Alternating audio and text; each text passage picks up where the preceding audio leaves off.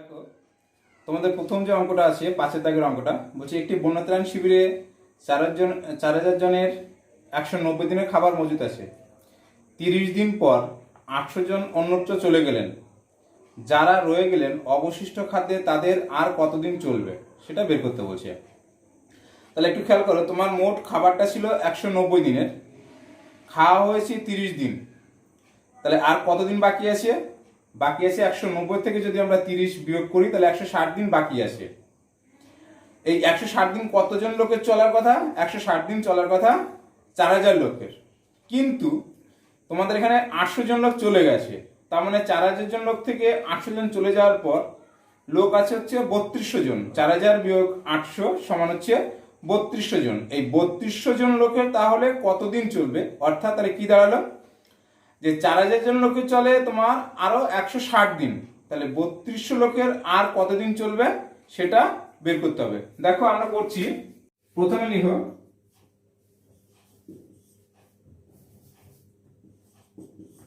লোক সংখ্যা ছিল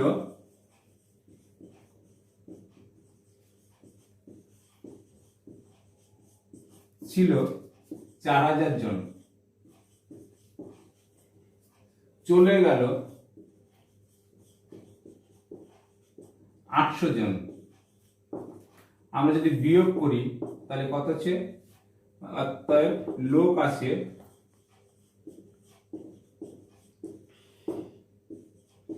3200 জন, খাবার ছিল 190 দিনের, খাওয়া হয়েছে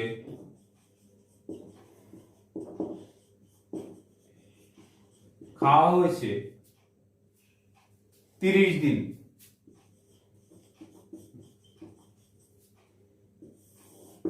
তাহলে আমরা বিয়োগ করলে সময় আছে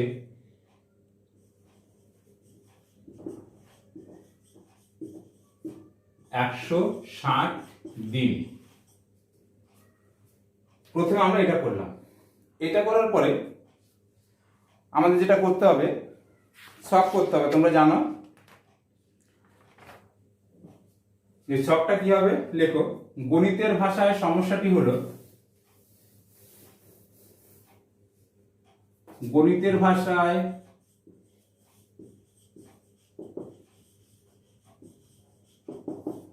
সমস্যাটি হলো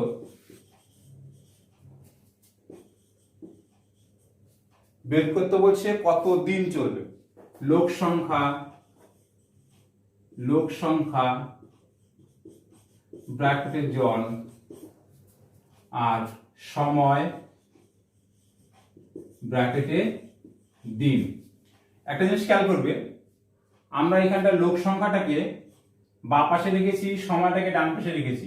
অর্থাৎ আমাকে এখানে যেহেতু বের করতে বলছে আর কতদিন চলবে, যেটা বের করতে বলবে সেটাকে আমরা সবসময় ডান পাশে রাখবো। তাহলে লোক সংখ্যা ছিল কত? প্রথমে বলছিল 4,000 লোকের আরো কতদিন খাওয়ার কথা? 160 দিন তারা খেতে পারত, কিন্তু লোক সংখ্যা কি হলো? 800 চলে যাওয়ার পরে লোক সংখ্যা হয়েছে 3200 জন। এখন কতদিন চলবে সেটা বের করতে বলছে। এবার হচ্ছে এই দুটো জিনিসের মধ্যে, লোক সংখ্যা আর সময়ের মধ্যে তোমাদের একটা সম্পর্ক বের করতে হবে। সম্পর্কটা মানে কি? এই লোক সংখ্যা আর সময়টা এরা কি সরল সমানুপাতে আছে না ব্যস্ত সমানুপাতে আছে সেটা বের করতে হবে। সেটা বের করার জন্য আমরা লেখো সম্পর্ক।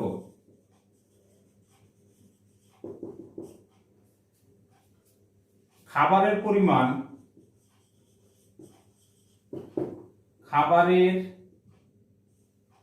পরিমাণ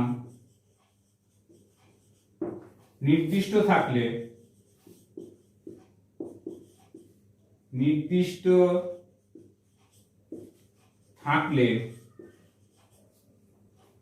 লোক সংখ্যা এখানে 4,000 ছিল, সেখান থেকে কমে যাচ্ছে 3200 হচ্ছে। অর্থাৎ লোক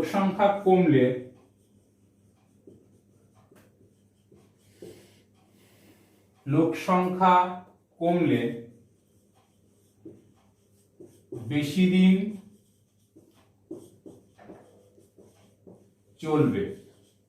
একটু ভালো করে খেয়াল করো, এখানে খাবারের পরিমাণ নির্দিষ্ট থাকলে কথাটা কেন লিখেছি? যদি খাবারের পরিমাণ নির্দিষ্ট না রাখি, কথাটা না লিখি, খাবারের পরিমাণ যদি না লিখি, এইটুকু না লিখে যদি শুধু লিখতাম লোক সংখ্যা কমলে বেশি দিন চলবে, এই সম্পর্কটা ঠিক হতো না। কেন? যদি আমরা খাবারের পরিমাণ বাড়িয়ে দিতাম, তাহলে লোক সংখ্যা যদি কমে তাহলে দিন সংখ্যা বাড়বে। তো ঠিক আছে, এই সম্পর্ক ঠিকই ছিল, লোক সংখ্যা কমবে দিন সংখ্যা বাড়বে।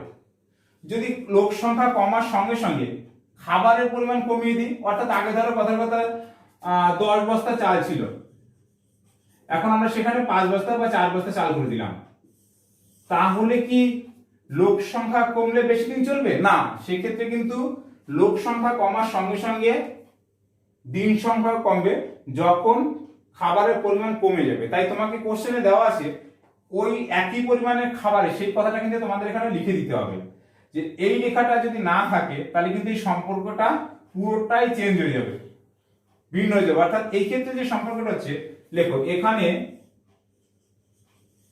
এখানে লোক সংখ্যার সঙ্গে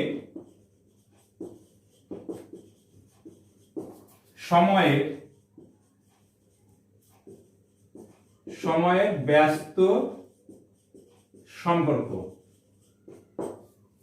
তাহলে তখন কিন্তু এখানে কি হয়ে যেত, এই ব্যস্ত সম্পর্ক না হয়ে সরল সম্পর্ক হয়ে যেত। এবার আমরা তোমার সমাধানে আসছি। তো সমাধান লেখো, সমানুপাতে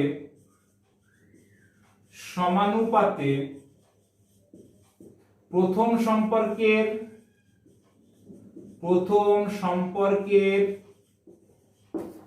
ব্যস্তানুপাত করে পাই,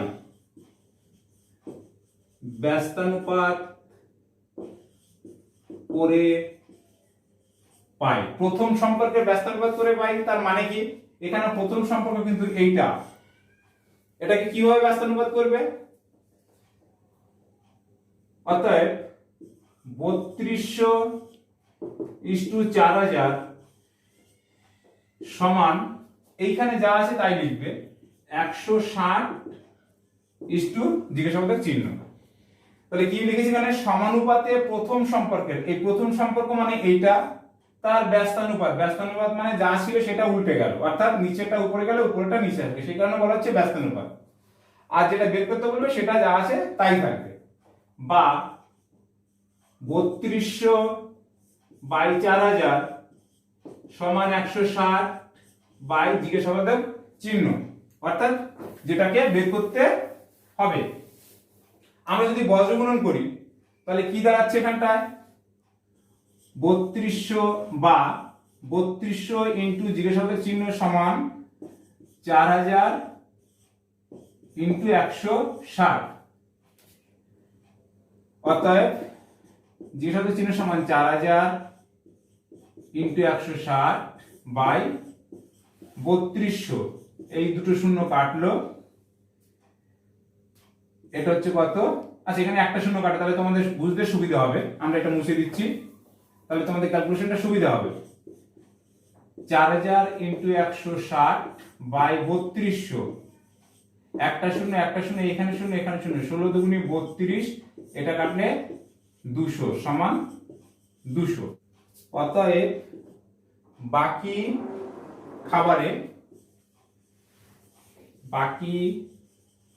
খাবারে আর 200 দিন চলবে, এটাই অ্যান্সার।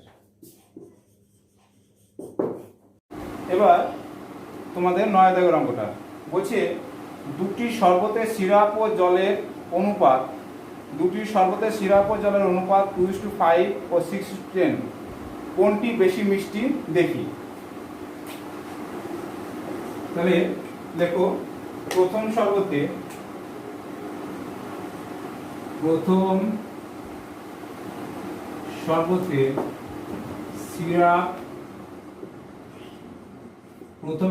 সিরাপ ও জলের অনুপাত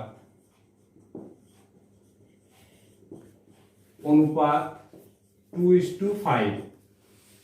দ্বিতীয়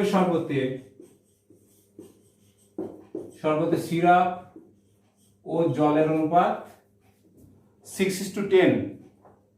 6:10। তাহলে আমরা জানি এটাকে কি লেখা যায়, 2:5 সমান লেখা যায় 2/5, কারণ অনুপাতকে আমরা বাই আকারে লিখতে পারি, আগে শিখে এসেছি। আর এটা 6:10 সমান লিখতে পারি তোমার 6/10। 6/10। এটাকে যদি আমরা উপনিবেশ অর্থাৎ লব এবং হরকে 2 দিয়ে গুণ করি, তাহলে 2 × 2/5 × 2 সমান হচ্ছে 4/10। কেন করলাম? আমরা সম হর বিশিষ্ট করে নিলাম। আমরা জানি কোনো ভগ্নাংশকে যদি আমরা সম হর বিশিষ্ট করে নিই, তাহলে কে ছোট কে বড় আমরা সেটা বলতে পারি। এখানে আমরা দেখতে পাচ্ছি এটার লব আছে 6, এটা লব আছে 4, তার মানে এটা বড়। লেখো যেহেতু 6 > 4 বা 6/10 4/10, অতএব দ্বিতীয় শরবত বেশি মিষ্টি। দ্বিতীয় শরবত বেশি মিষ্টি, এটা অ্যান্সার, একদম ছোট অঙ্ক। আমরা পরেরটা যাচ্ছি, বলছে জল জমে বরফ হলে আয়তন 10% বাড়ে। শতকরার অঙ্ক আর কি। বলছে জল জমে বরফ হলে আয়তন 10% বাড়ে, অর্থাৎ কোনো একটা জিনিসের আয়তন যদি প্রথমে 100 থাকে, 100 সিসি যদি আমরা ধরি, তাহলে সেটা আয়তন বেড়ে কত হবে? 110 সিসি, 110 সিসি।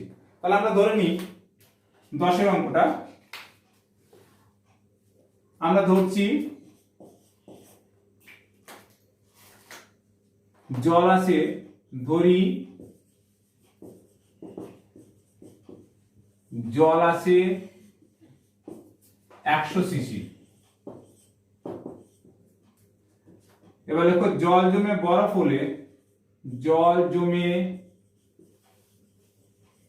বরফ হলে আয়তন 10% বাড়ে। অতএব 100 সিসি জল জমে বরফ হলে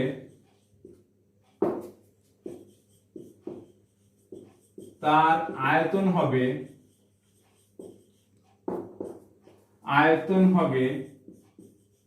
সমান 100 প্লাস 100 ইন্টু 10/100। এই 10/100 মানে হচ্ছে 10%, এত সিসি সমান হচ্ছে কত তোমার 100 যোগ এই 100 কাটলে 10, এত সিসি সমান 110 সিসি। এবার দেখো যে অতএব কিছু পরিমাণ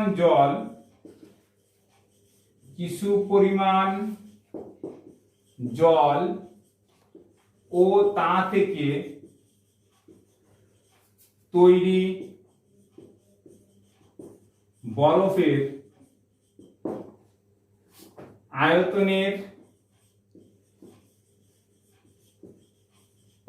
আয়তনের অনুপাত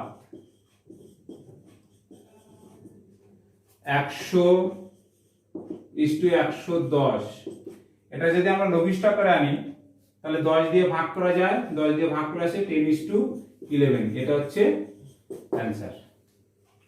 দেখো এরপর আমরা পরের অঙ্কটা যাচ্ছি। 13 দাগে যে অঙ্কটা আছে, বলছে মালা গাঁথার জন্য জবা ও গাঁদা ফুল মিলিয়ে মোট 105টি ফুল আছে। জবা ও গাঁদা ফুলের সংখ্যার অনুপাত 3:4। তাহলে কতগুলি জবা এবং কতগুলি গাঁদা আছে প্রথমে সেটা বের করতে বলছে। 13 দাগের অঙ্কটা আমরা যেটা করছি সেটা হচ্ছে 13 দাগের অঙ্কটা। বলছে একটি মালা গাঁথার জন্য তোমাদের জবা ও গাঁদা ফুল আছে। এই জবা ও গাঁদা ফুল মিলে মোট 105টি ফুল আছে, টোটাল 105টি ফুল আছে। এই জবা আর গাঁদা এর অনুপাত দেওয়া আছে 3:4। তাহলে এর মধ্যে ওই 105টির মধ্যে কতগুলো জবা আছে আর কতগুলো গাঁদা আছে, গাঁদা ফুল আছে, এইটা প্রথমে বের করতে হবে। আমরা আগে যে চ্যাপ্টারটা করেছি, তোমাদের চ্যাপ্টার 2 তে ছিল আনুপাতিক ভাগার, আমরা সেই আনুপাতিক ভাগার দিয়ে একবার এখান থেকে বের করে দিতে পারি। তাহলে লেখো যে মোট ফুল আছে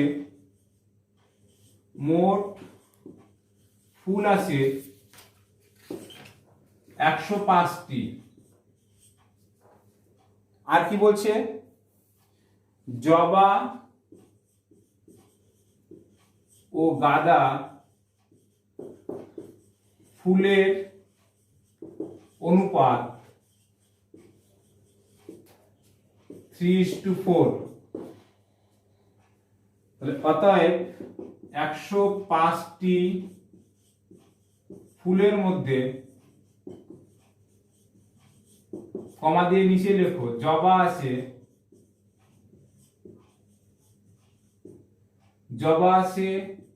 105 গুণ 3/3 যোগ 4 ব্র্যাকেটের বাইরে টি সমান 105 গুণ 3/4 3 7 এত টি। এটা কাটলে 7 15 105 3 15 45টি। এটা হচ্ছে তোমার জবা আছে। আর গাঁদা কতগুলো আছে, গাঁদা ফুল আছে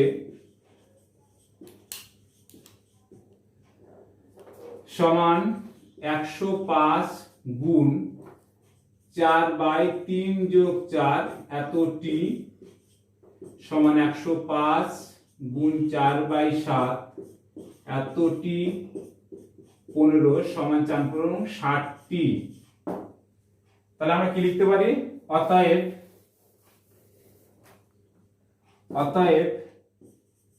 জবা ফুল আছে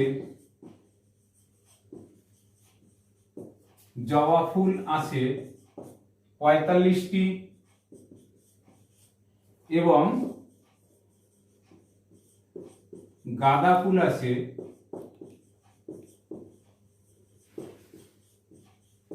60টি।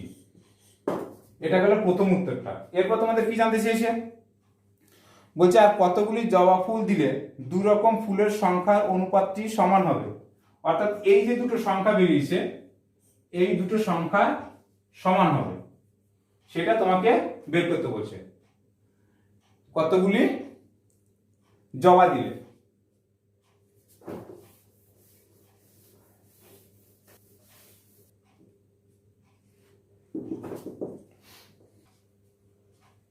ধরি আরো টি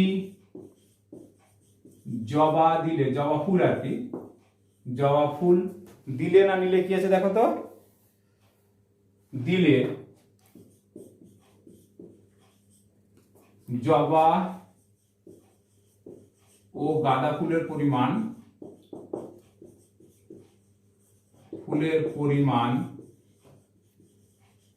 সমান হবে। এই সমান হবে কথাটা মানে হচ্ছে তোমার 1:1 হবে। এটা তোমাদের পরীক্ষার জন্য নয়, এটা তোমাদের বোঝার জন্য বললাম। 1:1 হবে, সমান হবে। তাহলে প্রশ্নানুসারে বা প্রশ্ন মতে যাই লিখি না কেন, প্রশ্নানুসারে 45 প্লাস x অনুপাত 60 সমান 1:1 বা 45 plus x by 60 is equal to 1/1 বা 45 plus x is equal to 60। অতএব x is equal to 60 minus 45 সমান হচ্ছে 15। তাহলে কি হলো, আমরা x সমান x কি ধরেছিলাম, x ধরেছিলাম আরো x টি জবা ফুল দিতে হবে। জবা ফুল দিলে জবা ও গাঁদা ফুলের পরিমাণ সমান হবে। তাহলে এবার উত্তর লেখো, অতএব আরো 15টি